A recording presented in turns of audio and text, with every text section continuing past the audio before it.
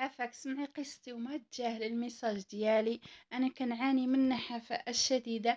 ما استعملت ما خليت ما اقتنيت لا من الصيدليه ولا الوصفات الطبيعيه من عند التاجيرات ولا الوصفات الطبيعيه من اليوتيوب، واللي قال لي شي حاجه كنستعملها لكن بدون فائده. انا فعلا كنتزاد في الوزن، ماشي ما كنتزاد ولكن كنتزاد فقط في الجزء العلوي من الجسم. حتى أنا باغية ندير لاطاي بحال جميع الفتيات. عافاك انصحيني شنو هو الحل؟ السلام عليكم ورحمة الله حبوباتي، نتمنى عنكم كلكم تكونوا بخير وعلى خير في أحسن الأحوال، وعلى ما يرام نتوما تشاهدوا معايا هذا الفيديو ديال اليوم. كنظن سمعتوا يعني البداية ديال الفيديو أو بداية الفيديو. القصة صراحة أو هاد الأسئلة هادو كيجوني بزاف كنجبرهم، خصوصا يعني وين درت صفحة على الفيسبوك بزاف بحال هاد الأسئلة كيجوني في يعني في الخاص صفحة على الفيسبوك. الكثير من الأخوات كيعانوا من هاد المشكل. لهذا صراحة هاد المشكل كان كينطرح عليا مدة طويلة. هذا باش نكون صريحه معكم، هذا الفيديو هذا مسجلته مده طويله، ولكن ما كتاب انني نحطه لكم اليوم. اللي كتاب انني نحطه لكم صراحه وين ندخل الخاص في الفيسبوك كنجبر بحال الكثير من بحال هاد الاسئله، قررت انني نحط لكم هذا الفيديو. المهم حبوباتي، سمعتوا القصه ديال الاخوات وسمعتوا الكلام ديال الاخوات والمشكل كيعانوا منه الكثير من الاخوات اللي كيكون عندهم الجزء العلوي من الجسم اكبر من الجزء السفلي من الجسم، واي حاجه كيستعملوها كتستهدف ليهم فقط الجزء العلوي من الجسم. وهذا المشكل مطروح عند الكثير من الاخوات. المهم حبوباتي، الفيديو ديال اليوم وهو التحاميل الصحراويه. التحاميل الصحراويه الحل الجذري لهذا المشكل، مع النصائح وطبيعه الحال والطريقه المضبوطه اللي غادي نقول لكم في هذا الفيديو. لهذا حبوباتي، لهذا ارجوكم اذا ما كانت عندكم الوقت باش تصنتوا للفيديو من الاول حتى الاخر، ما تخطاو ولا دقيقه بلا ما تفرجوا فيه، لانكم ما غاديش تستافدوا. نقولها لكم حبوباتي نيشان ما غادي تستافدوا. خليكم مين تعودوا مطرحات وتعودوا مساليات، عندكم لا الوقت واحتفظوا به عندكم حتى تكونوا مركزات. باش تركزوا مع الفيديو تركزوا مع الاهم شيء، وهو تركزوا مع الكلام اللي نقول لكم في الفيديو والنصائح اللي ننصحكم بهم في الفيديو باش تستافدوا وتحلوا هذا المشكل اللي عند الكثير من الاخوات. المهم حبوباتي، هذا الفيديو التحاميل الصحراوي يعني غنية عن تعريف، ولكن مع الاسف درك يعني او دابا ولينا كنشوفوا الكثير من انواع ديال التحامل الصحراوي. كيف كنقولوا اللي قام كيقول التحامل الصحراوي. التحامل الصحراويه راهم بوصولهم، يعني باعشابهم وبطريقتهم وبوصولهم. يعني حذاري ثم حذاري تستعملوا لهذاك المكان وفي هذاك المكان اي حاجه كما كانت او اي تحاميل كما كان. المهم حبوباتي، بالنسبه للمكونات ديال هاد التحاميل عندنا الورده البلدي. كناخذوا فقط الورقه، يعني الورقه يكون جديد، ناخذوا فقط الورقه ديالو. عندنا الشيح، عندنا الخزامه، عندنا السنبل، عندنا ودن الحلوف، عندنا قرين جدي، عندنا حبه السوداء او الصانوج، عندنا حب الرشاد او الحبه الحمراء، عندنا زريعة خيزو أو بذور الجزر، عندنا زريعة الفصة، عندنا زريعة اللفت، عندنا زريعة البقدونس أو المعدنوس، عندنا زريعة الكرافس، عندنا زريعة البصلة، عندنا زريعة الشمندر. عندنا كذلك هاد المكون اللي بغيت نقول لكم كنت دائما كنحضركم منه، ولكن كنحضر الناس اللي ما كيعرفوا يحافظوا من البرد. بالضبط هاد التحامل هادو فيهم شعشوب اللي هما الناس اللي ما تحافظ من البرد ما بلا ما تستعملهم. انا غادي نقولها لكم. مهم المكون اللي كنت كان نتفاداه دائما ودرته في هاد التحامل هادو وهو صدق الجمل. كنعرفو خطير بالنسبه الى ضربك عليه البرد.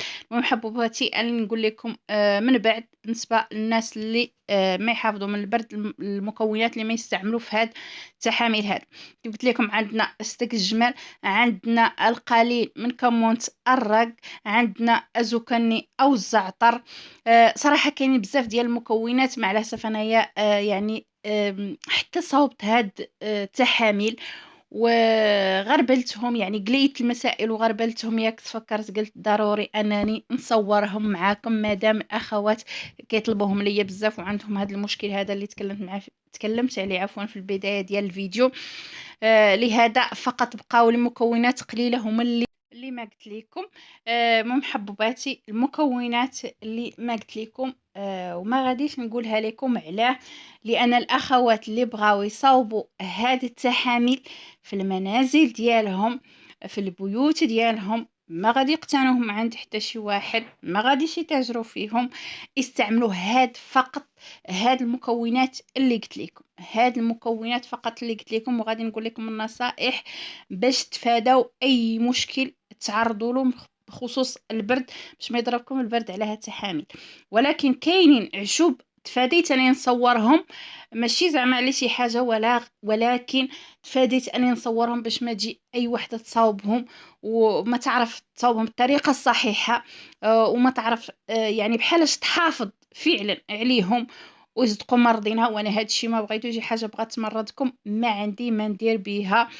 وخصوصا كاين شي اخوات الله يهديهم كيهزوا الوصفه وكيمشوا يطبقوها على يعني مزاجهم، كيف كنقولوا كيمشوا يبيعوها لاخوات اخرين، وما كينصحوهم يعني بالشكل الصحيح، وما كيعطوهم النصائح اللي خاصهم فعلا يعني يستعملوا الطريقة أو الطريقة عفوا صحيحة باش يستعملوا هذيك الوصفة. لأن فعلا كاين الأخوات بزاف اللي تشكاوني بعد المسائل إن شاء الله أنا غادي نقولها لكم في الفيديوهات القادمة وفي الأيامات القادمة. صراحة كاينين شي ناس الله يهديهم كيهزوا الفيديوهات ديالي وكيديروا بهم اعلانات او ترويج بعد يعني بعد الوصفات او بعد المواد اللي هي من طبيعه الحال خطيره على الجسم ديال الواحد. المهم انا عندي يعني ان شاء الله في الايامات القادمه شي حوايج غادي نقولها لكم. المهم حبوباتي، بالنسبه لهذوك العشوب كامل اللي وجدت او قلت لكم كامل، كنشدوهم وكنقوهم بطبيعة الحال وكنقلوهم، ضروري كنقلوهم. المكون الوحيد اللي ما كنقلو في هذوك العشوب اللي قلت لكم، انا قلت لكم راني صريحه معكم، قلت لكم كاينين شي عشوب ما تذكرتهم لكم او ما بينتهم لكم في الفيديو تفاديا لبعض المشاكل الاخوات اللي ما كيعرفوا او ما كيعرفوا الطريقه مضبوطه، او ما غاديش يتقنوا يعني هاد التحاميل، او ما غادي يعرفوا بحالاش يحافظوا من البرد والطريقه الصحيحه باش يستعملوهم، وغيتعرضوا للخطر. لهذا انا ما بغيت حتى شي واحد يتعرض للخطر. المهم حبوباتي، كاينين مكونين نسيت ما قلتهم لكم، وهو الحلبه. بطبيعه الحال الحلبه يعني الفائده ديالها ما كتضر، كنعرفوا الفوائد ديالها، وكذلك الكتيره، وكذلك عفوا البكبوكه حتى هي صراحه نسيتها ما قلتها لكم. والمكونات الثانيين سمحوا لي ما غنقولها لكم، نقدر نقولها لكم في شي مباشر ان شاء الله، ونشرح لكم الطريقه بالضبط اللي خاصكم تستعملوا باش تفاداو عفوا المخاطر ديالهم. المهم حبوباتي، هادوك المكونات كلهم كنشدوهم نقوهم نقلوهم نطحنوهم ما عدا الورد فقط اللي ما كنقلوه، كمون طرق ما كنقلوهم، الورد كمون طرق ما كنقلوهم. الشيء الثاني كامل كنقلوه وكنطحنوه بطبيعه الحال، وكنغربلوه مرات متعدده، كنغربلوه بليبه او بزيف حياتي بشي حاجه اللي هي رقيقه، وكنعاودوا له كنغربلوه مرات متعدده، يعني كنغربلوه 3 الخطرات حتى 4 الخطرات حتى 5 الخطرات حتى يولي داك الخليط عندنا، او داك البولبو او داك المسحوق يولي غبره عندنا، يولي غبره يعني منيل، بهذا المفهوم منيل. من بعد كنخلطوا هاد المكونات. الاخوات اللي بغاو يسولوا على اي فاتح الشهيه نستعملوا، انا هنا ما استعملت حتى نوع ديال فاتح الشهيه. علاه؟ لاني درت عشوب اللي هما سخونين وهما كيزيدوا في الوزن بدون اي نوع من فاتح الشهيه.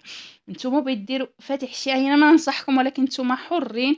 الحاجه اللي ننصحكم بها هو تستعملوا العنبر، تقدروا يعني تستعملوا العنبر مع هاد العشوب، ولكن فاتح الشهيه لا انصحكم به ابدا مع هاد العشوب، لانهم سخونين وسخونين يعني بزاف.